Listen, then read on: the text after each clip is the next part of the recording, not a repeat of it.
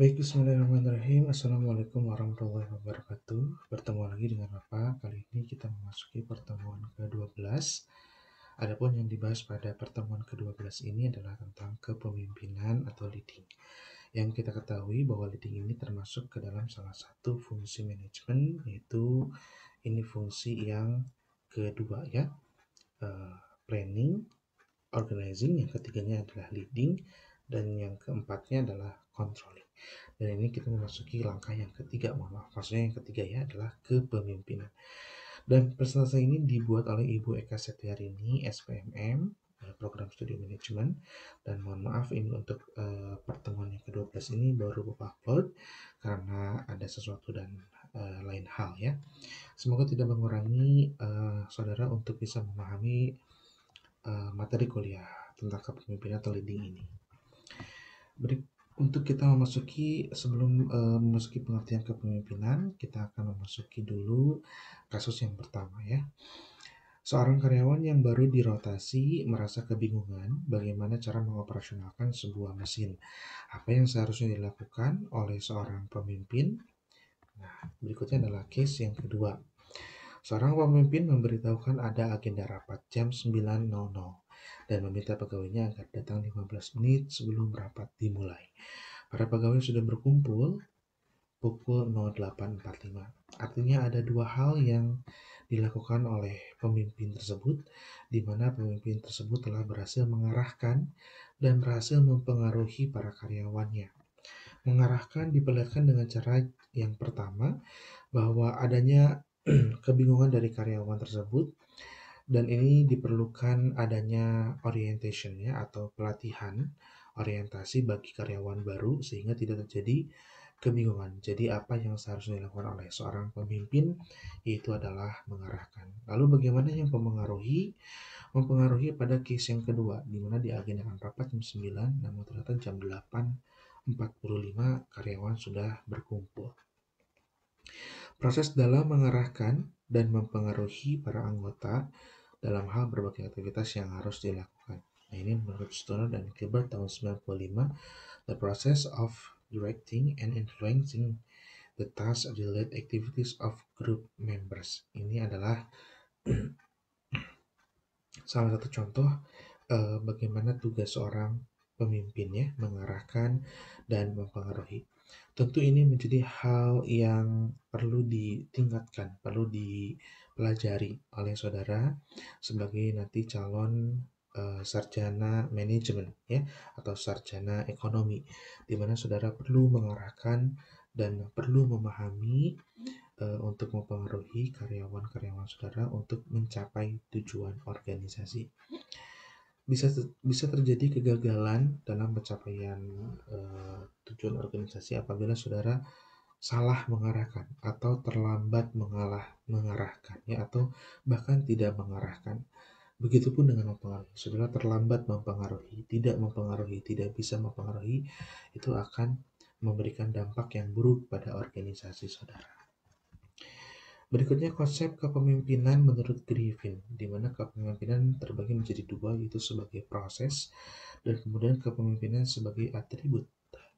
Pemimpin menggunakan pengaruhnya untuk memperjelas tujuan organisasi bagi pegawai, bawahan, atau juga yang dipimpinnya. Sebetulnya bisa berbeda-beda setiap organisasi ya. Itu adalah kepemimpinan sebagai proses. Jadi kepemimpinan sebagai proses menggunakan pengaruhnya untuk memperjelas tujuan organisasi. Dan tentu pengaruhnya ini adalah memperjelas arahan-arahan tadi.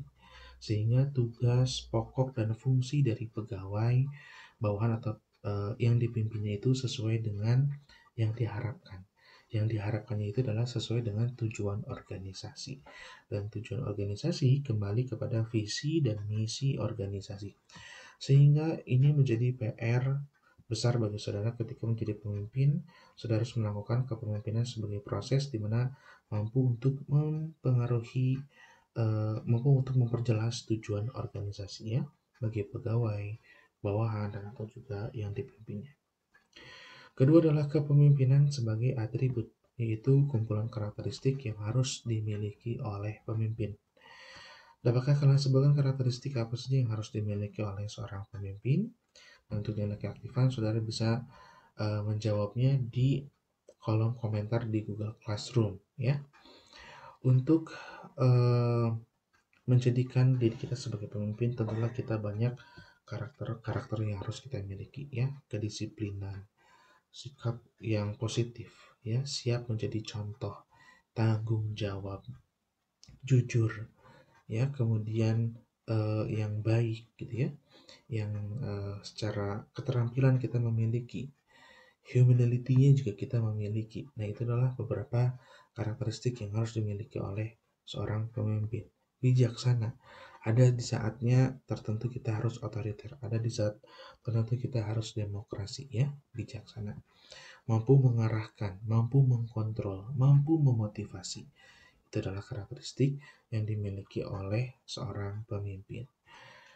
Sudah sejauh manakah kita memiliki karakteristik itu? Nah, apabila belum, itu menjadi PR bagi kita semua untuk terus memperbaiki diri kita menjadi seorang pemimpin yang baik ya, yang sesuai. Peran kepemimpinan ini dianalogikan menjadi dua hal. Yang pertama contohnya adalah pemilihan rute jalan, di mana dari arah Bandung ke Jakarta kita akan diberikan dua pilihan ya, melalui Cipularang atau Jagorawi. Nah, peran pemimpin adalah salah satunya adalah memutuskan arah atau memutuskan jalan mana yang akan dipilih.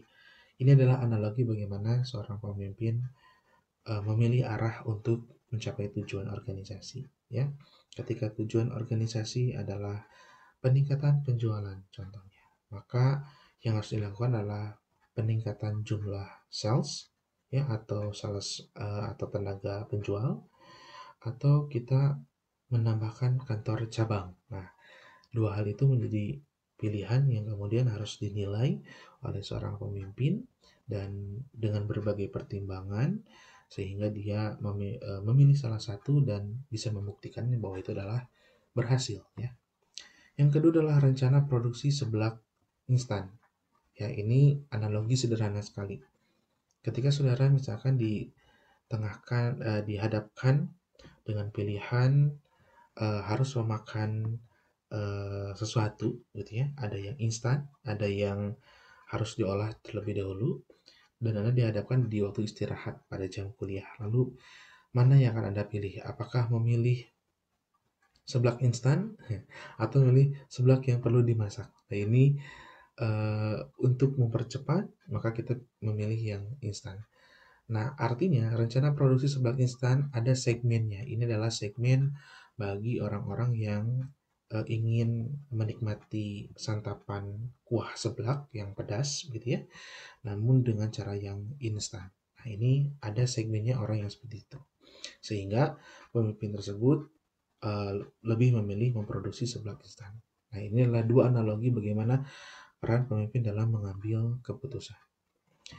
Berikutnya adalah bagaimana peran memimpin mengarahkan organisasi. Seperti kita ketahui, dua mantan presiden, ada Ibu Megawati dan Bapak Susilo Bambang Yudhoyono.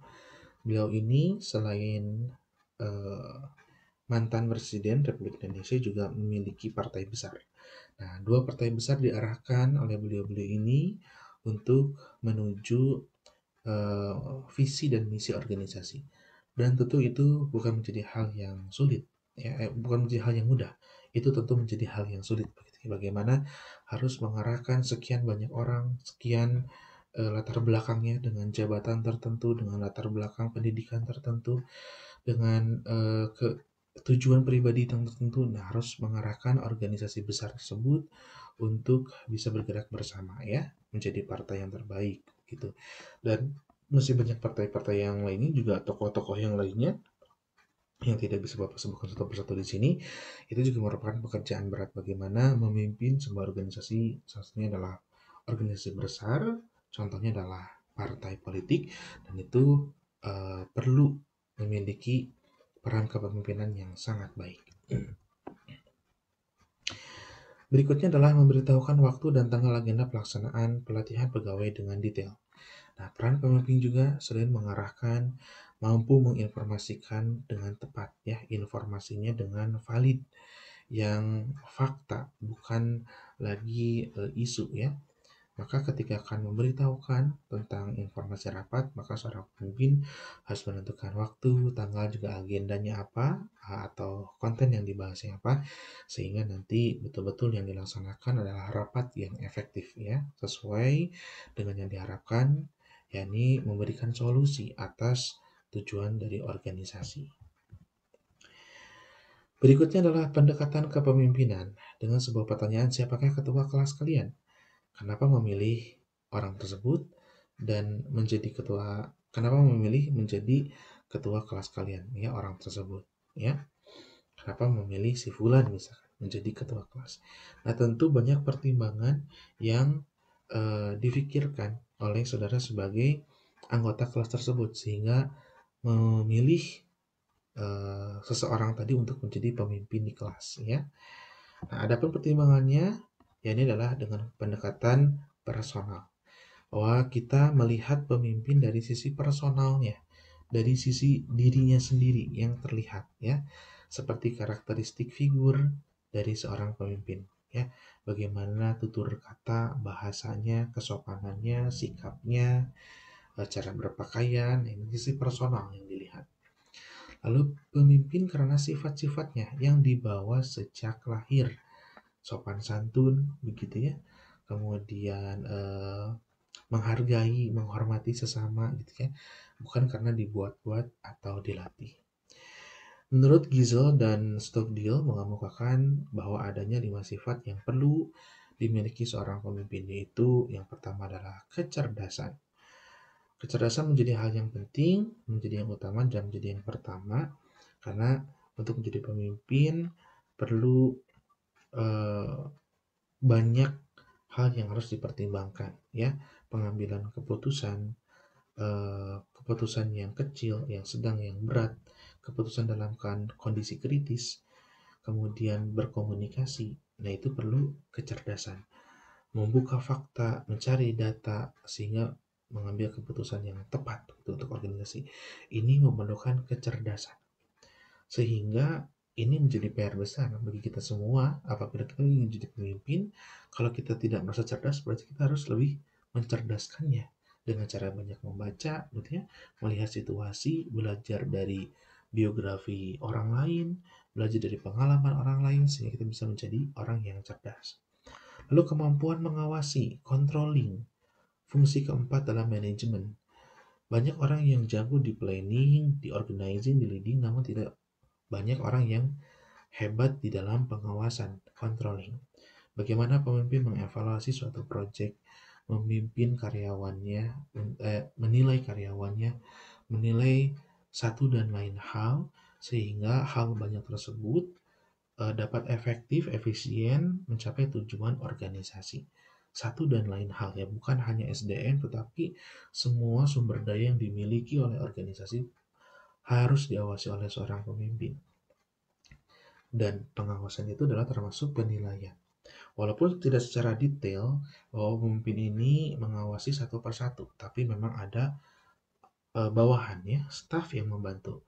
Namun karena memiliki keterampilan dan pengetahuan yang mumpuni, sehingga pemimpin ini tidak bisa dibohongi oleh stafnya, tidak bisa diberikan laporan yang salah karena dia memiliki kemampuan pengawasan yang bagus.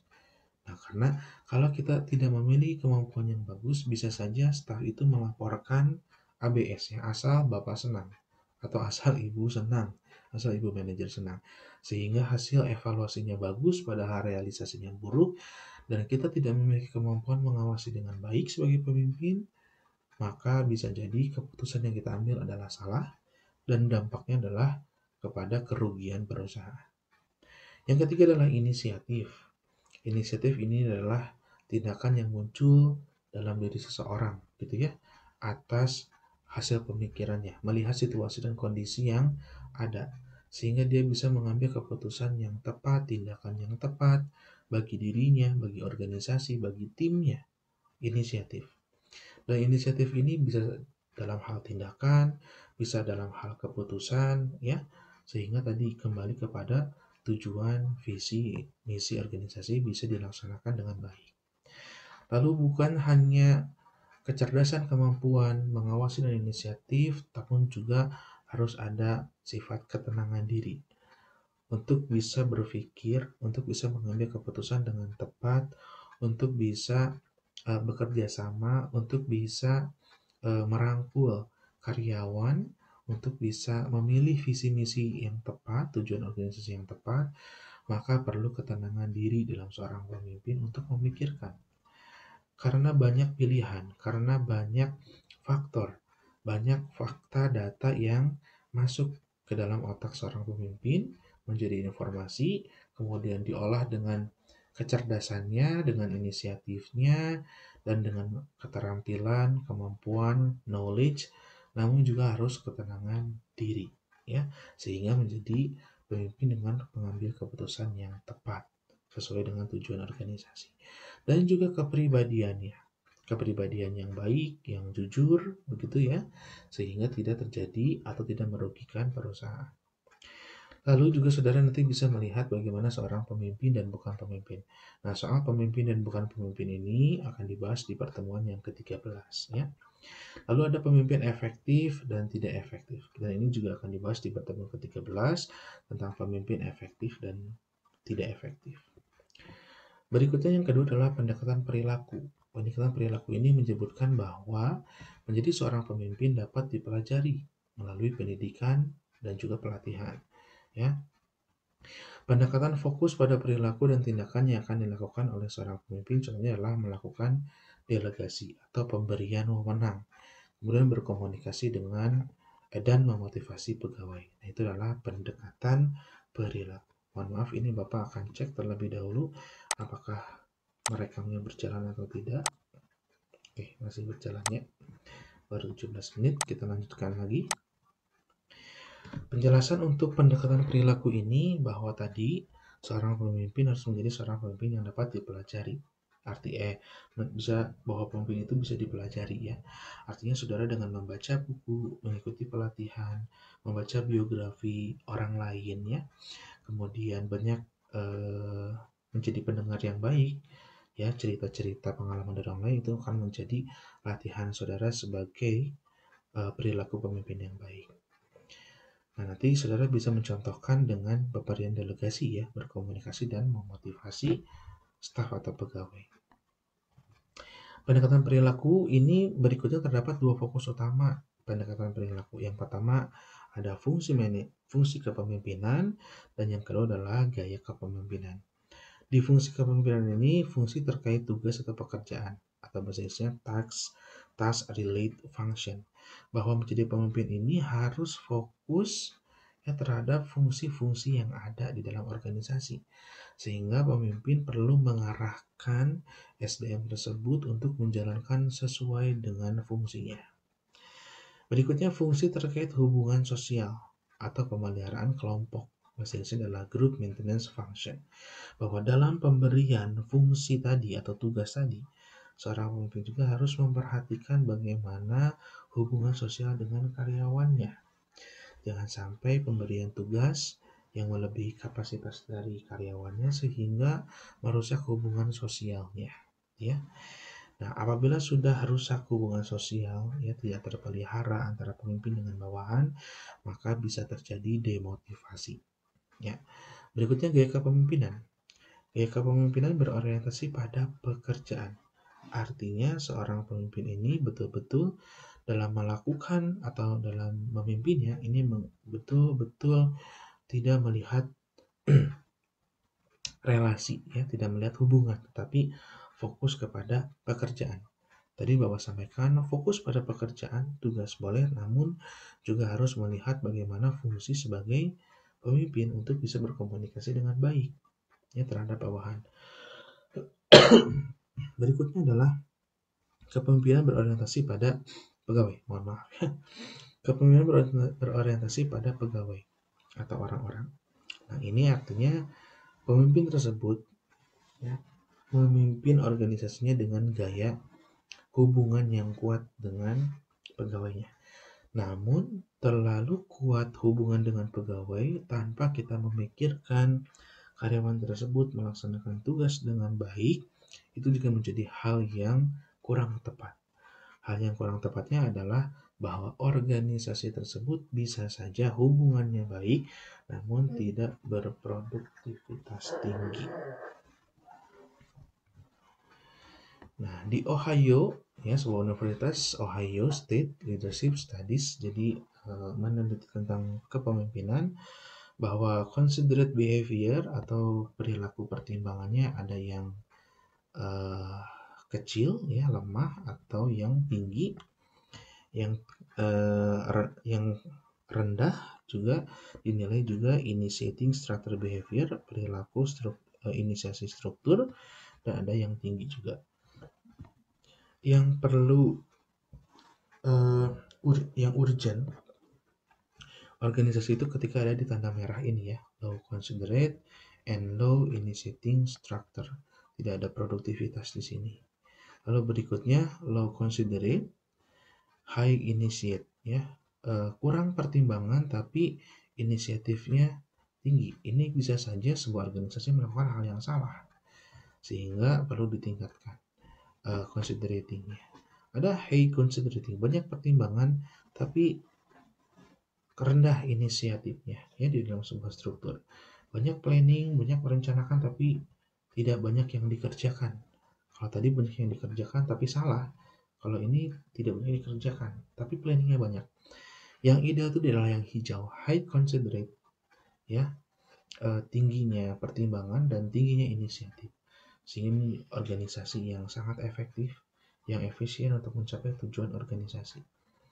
Untuk high considerate ini tentu memerlukan peranan pemimpin.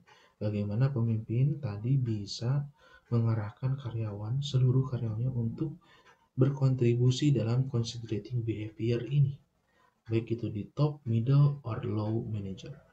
Dan untuk high initiative ini juga tentu memerlukan contoh dari tokoh atau pemimpin tersebut, sehingga dia bisa memberikan, gitu ya, atau menyemangati karyawan yang lain untuk bisa menginisiatifkan, ya, sehingga terjadilah pemimpin yang baik yang memberikan contoh dan akhirnya menjadi organisasi yang high consideration and high initiating structure. Selain Ohio, studi kepemimpinan Ohio dan juga managerial grid. Nah, diagram pemetaan yang menggambarkan kecenderungan gaya kepemimpinan atau para manajer dikaitkan dengan kepemimpinan yang berorientasi pada pekerjaan dan kepemimpinan yang berorientasi pada orang-orang. Bahwasanya sebagai pemimpin tidak bisa terhindar dia memberikan tugas kepada seseorang dan dia juga memperhatikan hubungan sosial dengan orang tersebut. Nah, inilah dua pertimbangannya. Yang pertama, secara vertikal ada orientasi pada orang. Terlalu atau ini pertimbangan bagaimana pemimpin tersebut menilai hubungan dia dengan staff, ya, hubungan sosial. Lalu yang horizontal adalah orientasi pada pekerjaan. Bagaimana seorang pemimpin berorientasi dalam fungsinya sebagai pemimpin untuk memberikan pengarahan, ya, sesuai dengan orientasi pada pekerjaan, sesuai dengan tujuan perusahaan. Maka muncullah pilihan yang pertama adalah yang paling rendah, ya, 1.1. 1 poin untuk hubungan sosial, 1 poin untuk orientasi pada pekerjaan. Maka ini menjadikan organisasi tersebut improve management, perlu diimprovisasi, ya, perlu ditingkatkan manajemennya. Karena bisa jadi ini akan menjadi organisasi yang kurang efektif. Apalagi kalau di awal budgetnya besar, ini sayang sekali akan menyita waktu, tenaga, pikiran, dan uang yang dikeluarkan. Organisasi-organisasi awal biasanya ada di posisi ini, improve management. Nah, maka perlunya ada orientasi pada orang dan orientasi pada pekerjaan.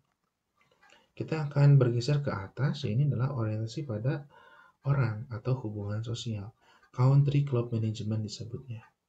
Nah, di Country Club Management ini orientasinya tinggi namun orientasi pada pekerjaan rendah. Sehingga akan munculnya tidak produktivitas, ya, unproductivity di sini. Nah, ini terjadi karena manajer sangat tinggi untuk memperhatikan hubungan sosial, sehingga muncul tidak enak memberikan tugas, khawatir, takut orang lain atau staf itu tidak bisa, sehingga dia dikerjakan sendiri, dan akhirnya tidak efektif, tidak efisien, tujuan organisasi tidak tercapai. Secara hubungan sosial dia baik terhadap karyawan, tapi secara pekerjaan dia tidak berhasil untuk mengarahkan. Nah, ini perlu perbaikan adalah meningkatkan orientasi pekerjaan sehingga bisa mendelegasikan kepada orang lain untuk menjadi pemimpin, untuk menjadi organisasi yang tepat. Nah, ketika sudah didelegasikan, maka akan menjadi tim manajemen. Kita bergeser ke sebelah kanan, ke sini tim manajemen, bahwa tim manajemen ini adalah tim yang sangat ideal, di mana orientasi pada hubungan sosialnya tinggi dan orientasi pada pekerjaannya juga tinggi. Nah, begitu ya, ini yang ideal. Namun bisa saja gagal kita mengarah ke bawah, di mana secara tugas sangat tinggi sekali pemimpin tersebut memberikan tugas, namun tidak melihat hubungan sosialnya. Sehingga entah itu karyawan mau sakit, mau terdampak hal-hal yang negatif dari pekerjaan tersebut, pemimpin tersebut tidak mengkhawatirkannya karena lebih kepada authority compliance, ya, kepatuhan otoritas. Karyawan yang melakukan ini tentu saja bisa dilakukan oleh karyawan tugasnya, namun secara hubungan sosial tidak terjalin baik ya antara pemimpin dengan karyawan. Nah, ada ideal namun di tengah, middle of the role management. Di sini adalah posisi kedua dari ideal team management. Disebutnya adalah middle of road management. Di sini sudah balance antara hubungan sosial dan orientasi pekerjaan, namun perlu ditingkatkan seiring perkembangan organisasi sebetulnya. Ya, secara detail bisa saudara baca di sini ya, bahwa ini dia di managerial grid yang dilakukan oleh Blake and Moulton membantu untuk memikirkan gaya kepemimpinan dan pengaruhnya terhadap produktivitas dan motivasi tim Anda. Model ini mengusulkan ketika kepedulian terhadap orang dan hasil tinggi, keterlibatan karyawan dan produktivitas kemungkinan akan sangat baik. Model ini awalnya mengidentifikasi 5 gaya kepemimpinan yang berbeda berdasarkan kepedulian terhadap orang-orang dan kepedulian terhadap produktivitas orang lain. Antara lain sebagai berikut ya. Yang pertama tadi ada improve management, di mana gaya kepemimpinan ini cenderung memberi karyawan kebebasan untuk memecahkan masalah tertentu karena kondisi organisasinya bisa jadi masih baru ya. Ini akan mempengaruhi produktivitas untuk sementara waktu saja. Lalu ada country club management, di mana dalam gaya kepemimpinan ini para pemimpin hanya ingin disukai. Ini yang di posisi yang di atas tadi, di atas sebelah kiri ya. 9.1 oleh karyawan mereka, dan mereka tidak ingin dianggap terlalu otoriter. Biasanya yang seperti ini memiliki kelemahan di mana produktivitas rendah karena kurang kontrol dan arahan dari seorang pemimpin. Karena yang dia tuju adalah disukai oleh karyawannya. Nomor 3, authority compliance. Ini ada yang di bawah ya, di mana pemimpin di bawah kanan. Pemimpin dalam gaya kepemimpinan ini sepenuhnya terfokus pada orientasi tugas. Karena produksi adalah titik fokus utama dari seorang pemimpin tersebut. Ia cenderung mengabaikan kesejahteraan para karyawannya, entah sakit, entah sejahtera, entah cukup gajinya atau tidak, itu tidak difikirkan. Dalam situasi krisis seperti ini memang diperlukan. Situasi krisis dalam sudut pandang perusahaan. Sudah akhir tahun, target belum tercapai, sehingga bisa dilakukan authority compliance management ya. Manajemen kepatuhan otoritas. Jadi tidak ada pertimbangan lagi, pokoknya harus melaksanakan sesuai dengan keputusan pemimpin. Misalnya juga ketika tindakan tidak populer diambil seperti pengurangan atau reorganisasi.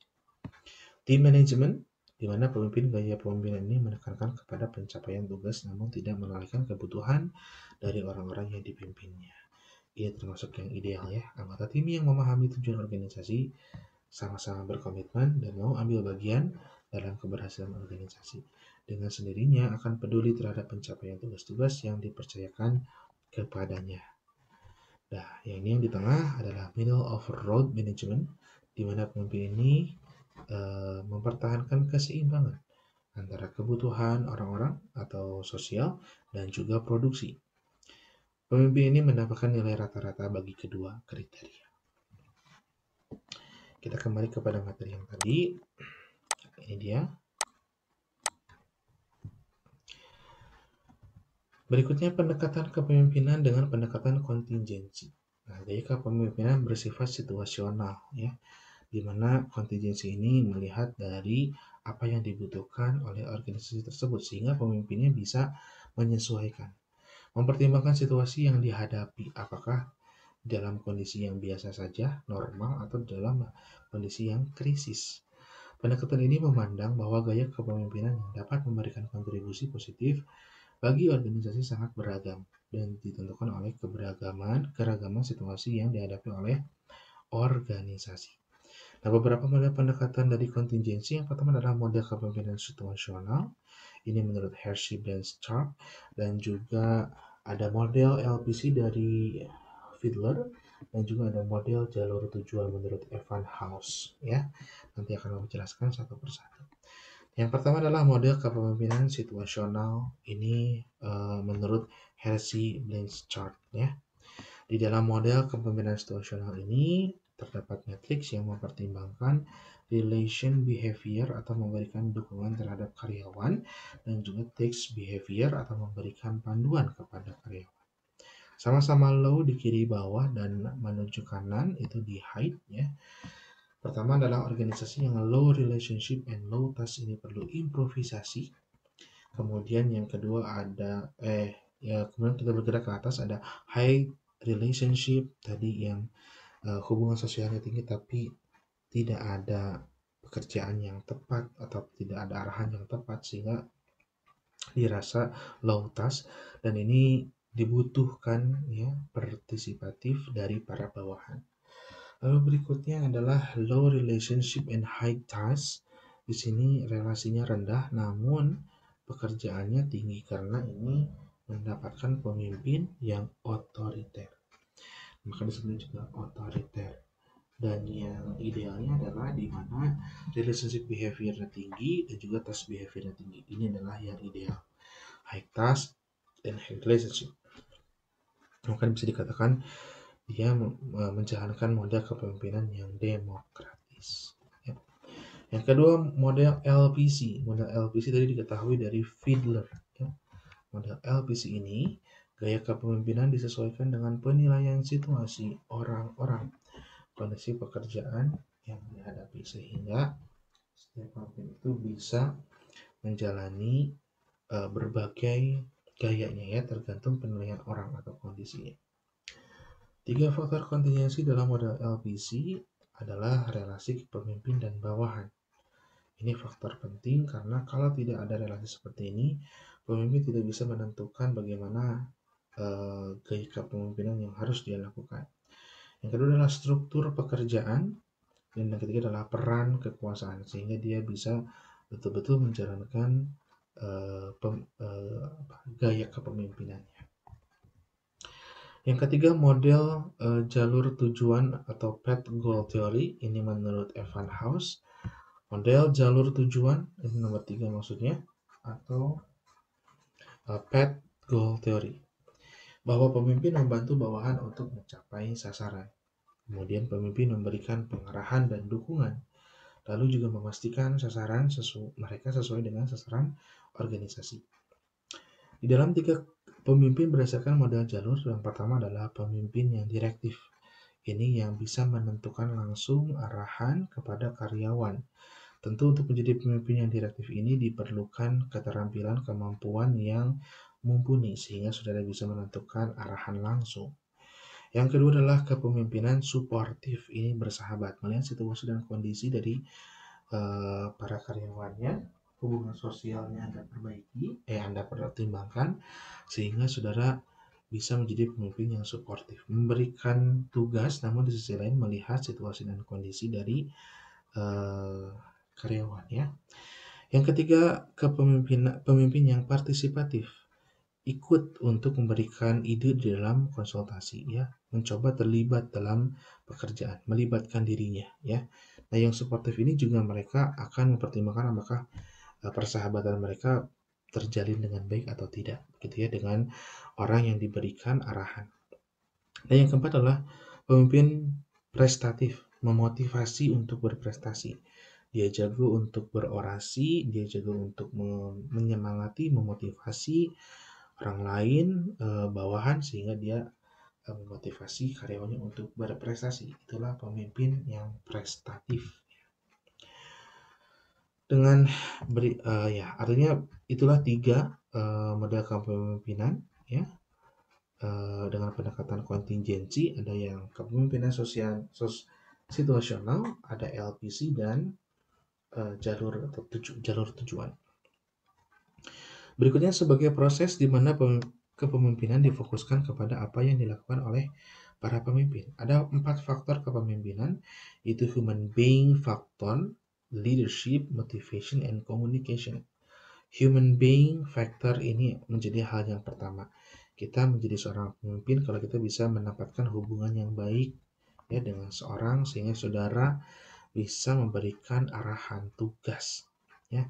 Atau saudara tidak memiliki hubungan dekat seseorang, tetapi orang tersebut mengetahui bahwa saudara adalah menjadi sosok pemimpin yang bisa membawa perusahaan ke arah yang lebih baik. Artinya itu juga sudah menjadi human being factor. Yang kedua adalah leadership, ya, memiliki karismatik. Saudara sebagai leader, pemimpin, memiliki kepercayaan dari para bawahan, dari para staf, bahwa saudara bisa menjadi pemimpin, tokoh, atau orang yang paling utama dalam organisasi ya untuk mencapai tujuan organisasi. Bisa memotivasi juga dan berkomunikasi dengan baik dan benar ya. Banyak orang yang bisa berkomunikasi dengan baik tapi tidak benar, atau sebaliknya. Yang dibutuhkan oleh organisasi adalah komunikasi yang baik dan benar dari seorang pemimpin kepada bawahan.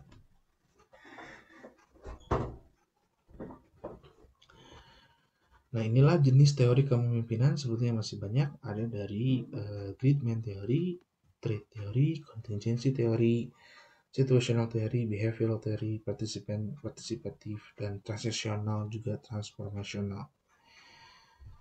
Nah, untuk kelengkapannya kita akan bahas di pertemuan ke-13. Jadi dengan demikian, dengan tidak adanya keaktifan, Bapak cukupkan untuk di pertemuan ke-12 ini. Untuk keaktifan pertanyaan, tadi sudah Bapak sampaikan, dan jawabannya bisa dikomentari di kolom komentar di Google Classroom, atau bisa juga dikomentari di kanal YouTube ya. Terima kasih. Dengan demikian berakhir pula di pertemuan ke-12 ini perkuliahannya. Semoga materinya dapat diterima dengan baik. Alhamdulillahirrahmanirrahim. Subhanakallahumma wa bihamdika asyhadu an la ilaha illa anta astaghfiruka wa atubu ilaik. Wassalamualaikum warahmatullahi wabarakatuh.